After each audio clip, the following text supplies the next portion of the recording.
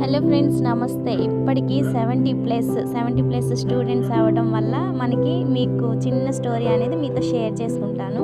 Actually నేను BEd చేశాను. BEd చేసి కాంపిటేటివ్కి వాటికి ప్రిపేర్ అవుతూ ఉండేదాన్ని. ఎక్కువగా టెట్ క్వాలిఫై అయ్యాను, గ్రూప్స్ రాస్తూ ఉంటాను. అలానే అవి ఏంటంటే నాకు 3 మార్క్స్ 5 మార్క్స్లో జస్ట్ అలా మిస్ అయిపోతూ ఉండింది జాబ్.